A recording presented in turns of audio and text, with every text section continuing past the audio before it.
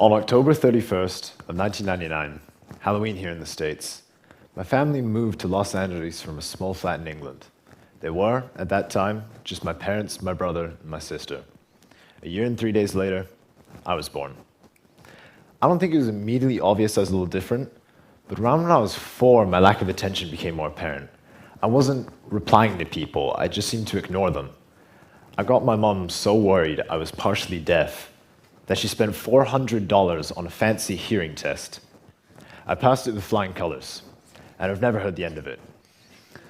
My inability to focus on anything for any length of time, my forgetfulness, my complete lack of organization is something nowhere short of legendary.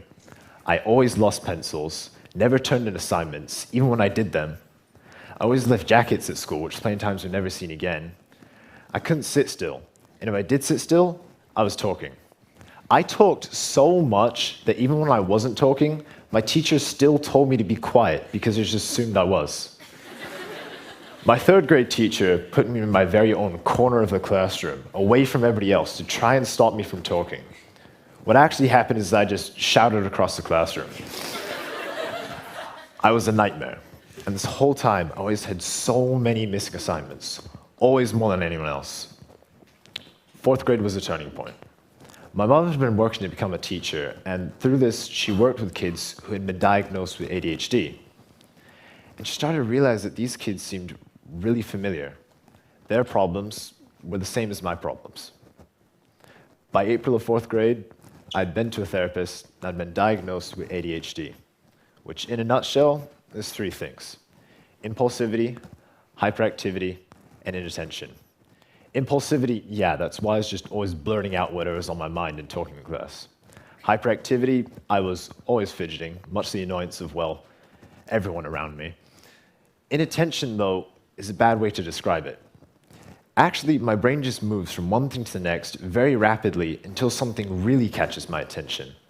And I get kind of sucked in, and I might have like a short-lived obsession about it.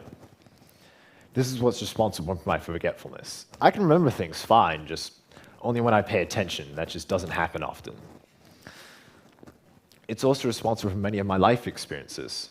I've tried all the sports, even baseball, which was a terrible idea. You never stick a kid with ADHD on a field waiting.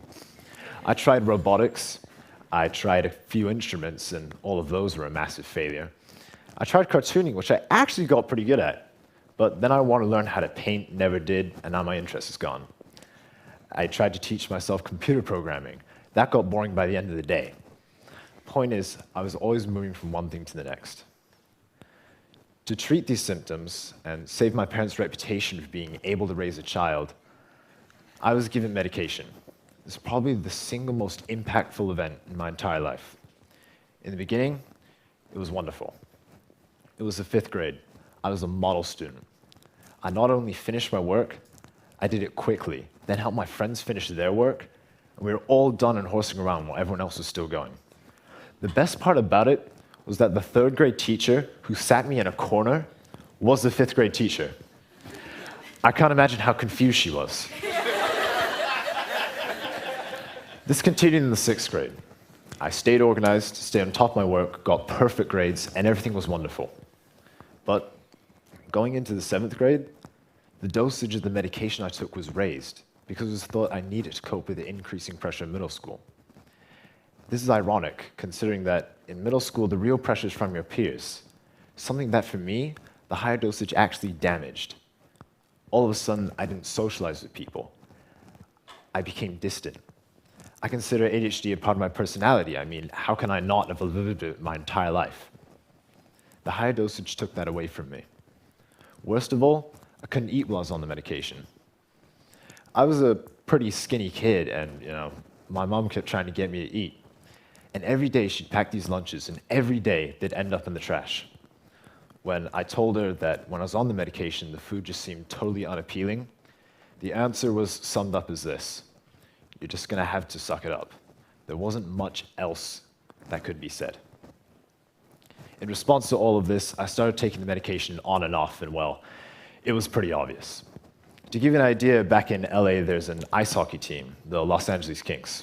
So I went to one of these games, and I got pretty pumped up. Every time anything happened, I'd be up and jumping and cheering. The dance cam came on, and to make sure I got on it, I took my shirt off and waved it above my head. You bet I got on that camera. The next time I went to a Kings game, I took medication right before to focus on some homework. When I went, I didn't dance. I barely stood up when the Kings scored. The people I went with were disappointed because they wanted to see me with the kind of energy I had before. With the medication, I couldn't bring myself to do any of that. Those things felt immature and beneath me. Teachers would call this perfect behavior. I sat down and I shut up, and I didn't bother anybody. This is an important conflict many kids with ADHD face. You can either get better grades easier and lose part of yourself, or you can be who you are and be crucified for it in the grade book and for people who find your normal behavior irritating. Once I stopped taking the medication entirely, I got crucified. My grades just dropped. People were getting annoyed by me.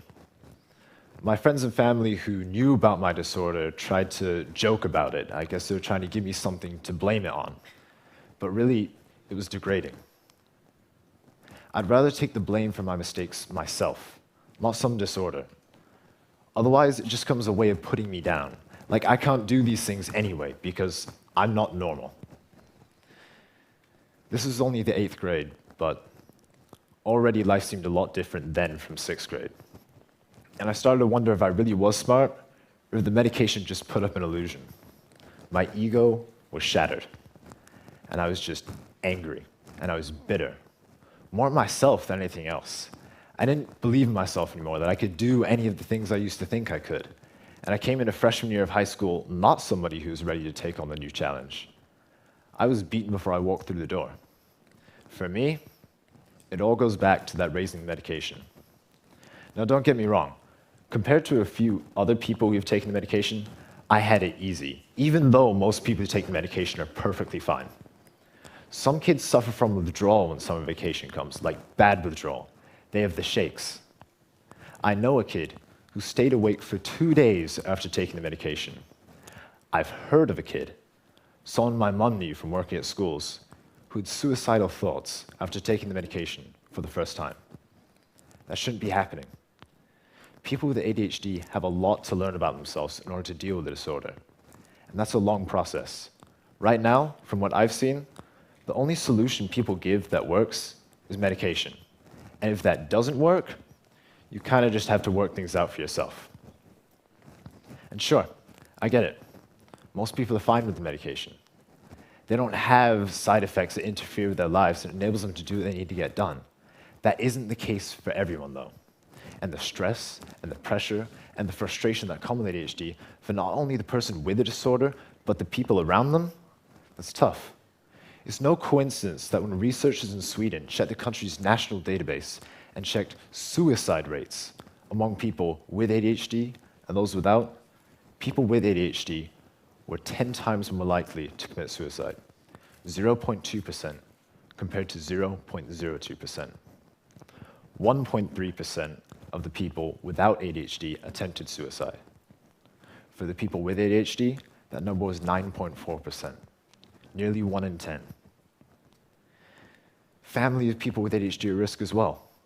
Compared with, again, 0.02% for the general population, parents had a suicide rate of 0.7%. Siblings had the same rate of people with ADHD with 0.2%. With statistics like that floating around, how can medication be good enough for the entire ADHD population? Obviously, despite the plenty of people working fine with the medication, there's still a huge issue for the people who don't have that luxury. And the medication, for whatever reason, just isn't the thing that can help them. People who see the stress they put on their loved ones every time they mess up, and they can't seem to stop messing up. And you'd be surprised at just how many there are. It's estimated that here in the US, 4% of the adult population has ADHD. For children, that number, according to the CDC, is 11%. That's just the numbers for the US, and we're already looking at millions of people. That's people in this room, battling this, battling the stress it causes them. People like me. So here's how I dealt with it. The only way I was going to live with ADHD and still be happy was to beat it. I needed to prove that ADHD wasn't something that was going to hold me back. So, sophomore year, after freshman year where I really just let myself down, I wanted to prove not only to others, but myself, that I was smart, that I could get the grades I wanted, that I could get involved and still find the time to do my homework. So, I got the grades I wanted, and I got involved too. I joined the Red Cross, and volunteering for them has been one of the most fulfilling things I've ever done. I found ways to do things that work for me. I'm organized as much as I need to be.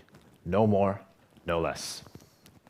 It's also important for me to find patterns in classes so that even when I miss out on things, I still always have a general idea of what's going on. It's very important for me to have friends in classes so that when my attention span inevitably fails me for classes I don't have an undying passion for, I can still always ask what directions were just said or what the homework was. All of these things take work, but it's worth it because it enables me to do what I want to do. Really, it's about compromising with it. This has allowed me to get off the medication, something which isn't too common for an ADHD success story.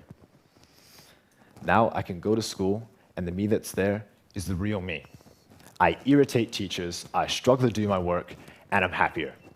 I'm reliant on myself. No medication, no teachers hovering over me. It's possible. Whether the medication works for them or not, people with ADHD need to find what works for them, get the support they need, and keep building up self-reliance. ADHD isn't a battle that will ever be totally won, but with a little bit of understanding, we can help millions. Thank you.